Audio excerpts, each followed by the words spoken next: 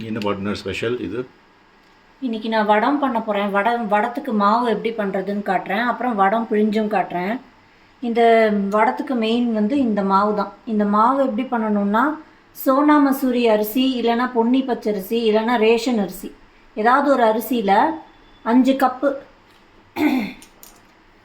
5 cup அரிசி எடுத்துக்கிட்டு 1 cup ஜவ்வரிசி எடுத்துக்கணும். இதை வந்து மிஷினில் கொடுத்து அரைச்சி வாங்கின்னு வரணும்.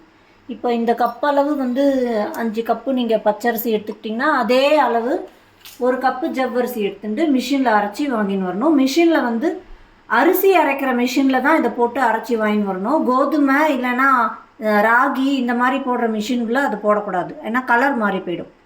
ஸோ அந்த அரிசியில் அந்த பவுடரில் 3 கப்பு பவுடர் எடுத்திருக்கேன். 1 கப்புக்கு 2 கப்பு தண்ணி. 3 கப்பு பவுடர் நான் எடுத்திருக்கேன். 2 கப்பு 1:2. ஸோ 6 கப்பு தண்ணி வந்து இப்போ கொதிக்க வச்சுட்டுருக்கேன் நான்.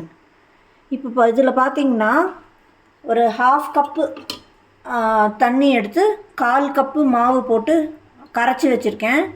இது கொதி வந்தப்புறமா தேவையான உப்பை போட்டுட்டு இந்த மாவை போட்டு ஃபஸ்ட்டு கலரிடணும்.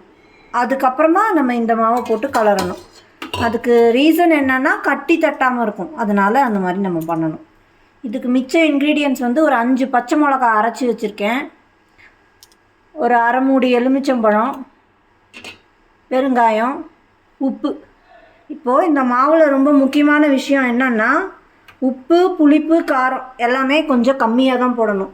நம்ம சாம்பாரில் ரசத்துலலாம் போடுற அளவுக்கு உப்பு வந்து இதில் போடக்கூடாது. கொஞ்சம் கூட போயிடுச்சுன்னா இந்த மாவு செவந்து போயிடும், இல்லைன்னா வாயில் ஒட்டிக்கும், நல்லா இருக்காது. ஸோ நம்ம சாம்பார் ரசத்தில் போடுற அளவு உப்பு போடாமல் இதுக்கு தேவையான உப்பு வந்து ஃபஸ்ட்டு நம்ம கொஞ்சம் கம்மியாகவே போட்டுக்கணும். ஃபஸ்ட்டு கம்மியாகவே போட்டுட்டு எல்லாம் முடிஞ்சதுக்கப்புறமா வாயில் போட்டு பார்த்துட்டு தேவைப்பட்டால் கொஞ்சம் போட்டுக்கலாம் எக்ஸ்ட்ரா. நம்ம வந்து எப்போதும் சாப்பிட்றப்போ ஒரு உப்பு தேவைப்படும் பாருங்கள், அதை விட இது வந்து இதில் கொஞ்சம் கம்மியாக தான் இருக்கணும். இப்போ வந்து இது கொதிக்க ஆரம்பிச்சிருக்கு. ஸோ கொஞ்சம் உப்பு போட்டிருக்கேன். ஃபஸ்ட்டு இந்த கரைச்சி வச்ச மாவை வந்து ஃபஸ்ட்டு இதில் ஊற்றிடணும். இது கொஞ்சம் கொதி வரணும்.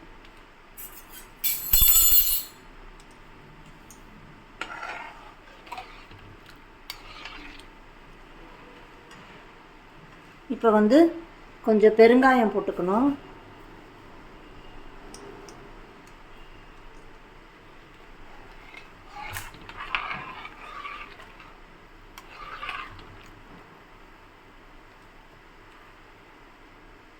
எவ்வளோ நேரம் கொதி வரணும்? அந்த மாதிரி டைம் இல்லை, இது லைட்டாக கொதி வந்துடுச்சுன்னா மாவை போட்டு நம்ம இடியாப்பத்துக்கெலாம் கலருவோம்ல, அதே மாதிரியே டக்குன்னு உடனே வெந்து வந்துடும்.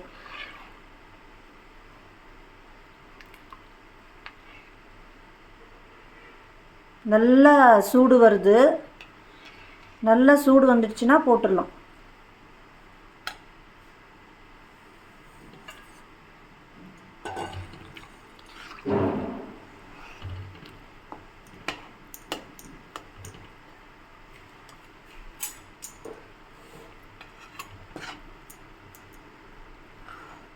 அதோட இந்த பாத்திரம் செலக்ட் பண்ணுறோம் இல்லையா, அந்த பாத்திரத்தை வந்து நல்லதாக இந்த மாதிரி கனமான பாத்திரமாக செலக்ட் பண்ணணும்.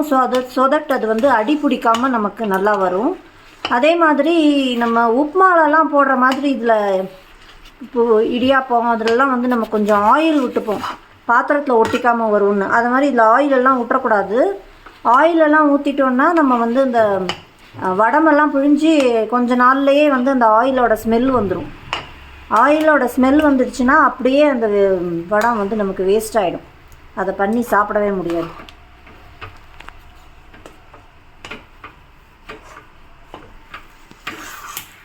இப்போ வந்து இந்த வடை மாவு வந்து நல்லா டைட்டாக வெந்திருக்கு.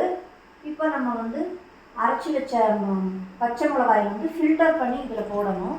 ஏன்னா இந்த மிளகாவோட விதையெல்லாம் இருக்குது, விதை தோல் அதெல்லாம் வந்து நம்ம பிழியிறப்போ அந்த இடத்துல சிக்கிக்கும், அந்த அச்சில் சிக்கிக்கும்.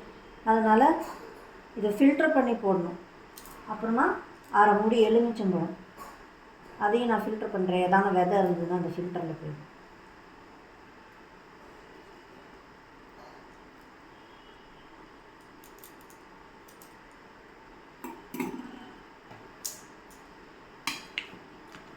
இப்போ இதை கொஞ்சம் நல்லா கலரி விட்டுருங்க.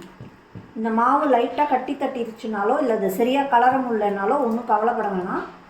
இதை நல்லா சூடாக அப்படியே நம்ம ஒரு பிளேட்டை போட்டு மூடி வச்சுருவோம். 1/2 hour 1 hour மூடி வச்சுட்டு நம்ம எடுத்து பார்க்குறப்போ சூடு ஆறி போயிருக்கும். அப்போ கையால் நல்லா பிசைஞ்சு விட்டுருணும். இதை பிசைஞ்சு விட்டுட்டா நம்ம மொட்டை மாடியில் போய் புழிஞ்சிட வேண்டியதான். இப்போ பார்த்திங்கன்னா நம்ம அந்த வடை மாவை வந்து மிக்ஸ் பண்ணி ப்ரிப்பேர் பண்ணோம். அது ப்ரிப்பேர் பண்ண அப்புறம் 1 மணி நேரம் ஆற விட்டுட்டு நல்லா கையால் நல்லா மிக்ஸ் பண்ணணும். இப்போ நான் வந்து இது வெங்காய வடத்துக்காக அப்படியே வெங்காயத்தை கட் பண்ணி ஆட் பண்ணியிருக்கேன், கருவேப்பிலை சேர்த்து. இது ப்ளெயினாக வச்சுருக்கேன் உங்களுக்கு காட்டுறதுக்காக.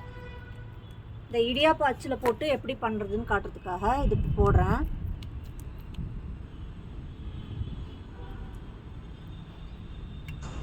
இந்த மாதிரி தண்ணி வச்சுக்கணும், ஏன்னா இந்த மாதிரி ஒட்டிக்கும். இந்த பாத்திரத்து இந்த இடத்துலையும் ஒட்டிக்கும், கையிலையும் ஒட்டிக்கும்.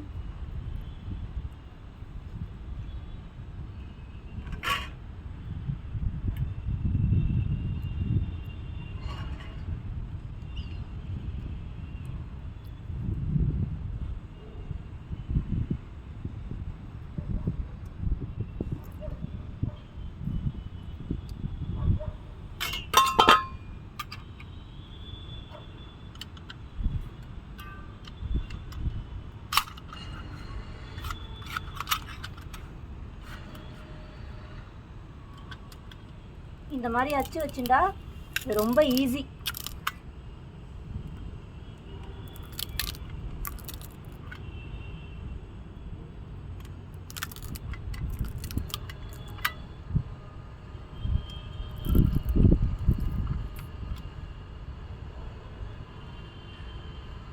இப்படி தான் வந்து இந்த மாதிரி இடியாப்ப அச்சில் போட்டணும். இதே மாதிரி ரிப்பன் பக்கோடாவோட அச்சு, முள்ளு முறுக்கோட அச்சுலையும் போட்டு எடுத்துட்டா இந்த வத்தல் ரெடி. அதே மாவில் தான் இது வந்து வெங்காயம் கருவேப்பிலை ஆட் பண்ணியிருக்கேன். இது வெங்காய வடம். இது மாதிரி ஃபுல்லாக கிள்ளி கிள்ளி வச்சிட வேண்டியதுதான்.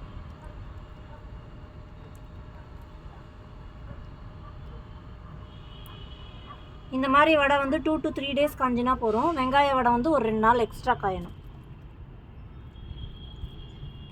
இதை பண்ணிவிட்டு உங்களுக்கு நாங்கள் பொரிச்சு காட்டுறோம். தேங்க்யூ. இப்போ நம்ம செஞ்ச வடத்தை எப்படி இருக்குன்னு பொரிச்சு பார்க்கலாம்.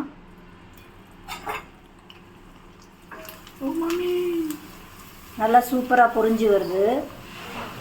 இனிமேல் கடையில் வந்து இந்த வடமெல்லாம் வாங்கவே வேண்டாம். கடையில் வாங்கினா வாயில் ஒட்டிக்கும், இல்லைனா செவந்து போய் வரும், இல்லைனா வடக்குன்னு வாயில் இருக்கும். இது வந்து வீட்டில் செஞ்சது வந்து சூப்பராக இருக்கும்.